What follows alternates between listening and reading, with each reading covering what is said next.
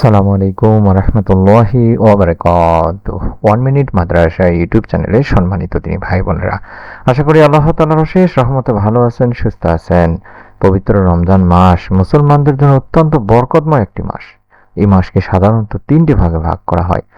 এক, রহমতের 10 দিন, মাগফিরাতের 10 দিন এবং নাজাতের 10 দিন। আজ হলো মাগফিরাতের শেষ রোজা এবং শেষ সোমবার।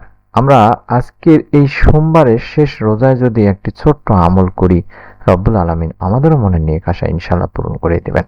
অর্থাৎ আজকের এই গুরুত্বপূর্ণ ভিডিওটি তাই আপনাদের কাছে অনুরোধ করব সম্পূর্ণ মনোযোগ দিয়ে দেখার জন্য। মাগফিরাত অর্থই হলো ক্ষমা।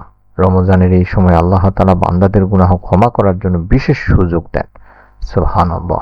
রাসূল সাল্লাল্লাহু আলাইহি ওয়াসাল্লামও বলেছেন, যে ব্যক্তি ঈমানের সাথে এবং সওয়াবের আশায় রমজানের রোজা রাখবে তার পূর্বের গুনাহ মাফ করে দেওয়া হবে। তাই এই সময় বেশি বেশি তওবা ও দোয়া করা খুবই গুরুত্বপূর্ণ একটি ইবাদত। আর আসরের পর দোয়া কবুল হওয়ার অত্যন্ত গুরুত্বপূর্ণ একটি সময়। অনেক আলেম এটাও বলেছেন, জুমার দিনে আসরের পর থেকে মাগরিব পর্যন্ত একটি সময় আছে যে সময়ে দোয়া কবুল হওয়ার সম্ভাবনা বেশি থাকে। তাছাড়া রমজান মাসেও আসরের পর থেকে মাগরিব পর্যন্ত সময় আল্লাহ তাআলার কাছে দোয়া করা খুবই গুরুত্বপূর্ণ এবং উত্তম একটি ইবাদত। তাছাড়া সোমবার বিশ্বনবী সাল্লাল্লাহু আলাইহি ওয়াসাল্লাম রমজান মাস ছাড়াও রোজা রাখতেন এবং আসর থেকে শুরু করে ইফতারের আগ পর্যন্ত দোয়া করতেন। এই সময় মন থেকে দোয়া করলে আল্লাহ রাব্বুল আলামিন বান্দার দোয়া কবুল করতে পারেন তিনি ভাই বোনেরা। এই আমলটি আজকে খুবই গুরুত্বপূর্ণ একটি আমল। তাই আপনাকে প্রথমে আসরের নামাজ আদায় করে নিতে হবে। নামাজ শেষে কিছু সময় বসে আল্লাহর জিকির আজকার করবেন, তারপর দরুদ শরীফ পড়বেন, তারপর নিচের এই ইসমে আজমের দোয়াটি পাঠ করবেন। আমি আশা করছি দেখতে পাচ্ছেন এই ইসমে আজমের দোয়াটি আমরা কম করে হলেও 11 বার পাঠ করব। আল্লাহুম্মা ইয়া হাইয়্যু ইয়া কাইয়্যুম বিরহমাতিকা আস্তাগিস। আবার বলছি, আল্লাহুম্মা ইয়া হাইয়্যু ইয়া কাইয়্যুম বিরহমাতিকা আস্তাগিস। আল্লাহুম্মা ইয়া হাইয়্যু ইয়া কাইয়্যুম বিরহমাতিকা আস্তাগিস। হে চিরঞ্জীব, হে সব কিছুর ধারক, আমি আপনার রহমতের সাহায্য প্রার্থনা করছি।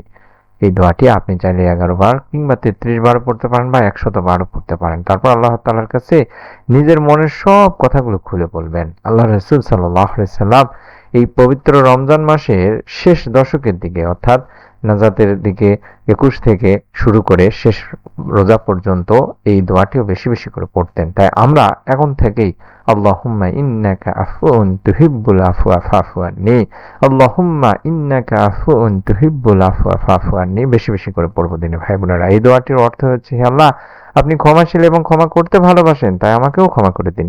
এই দোয়াটি রমজানের শেষ সময় বেশি বেশি পড়া অত্যন্ত ফজিলতপূর্ণ।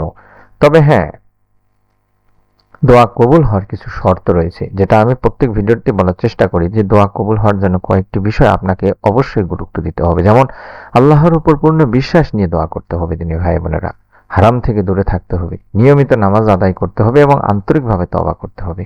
যখন একজন বান্দা আন্তরিকভাবে আল্লাহ তাআলার কাছে দোয়া করে, তওবা করে, তখন আল্লাহ অবশ্যই তার সেই দোয়া শোনেন। সুবহানাল্লাহ।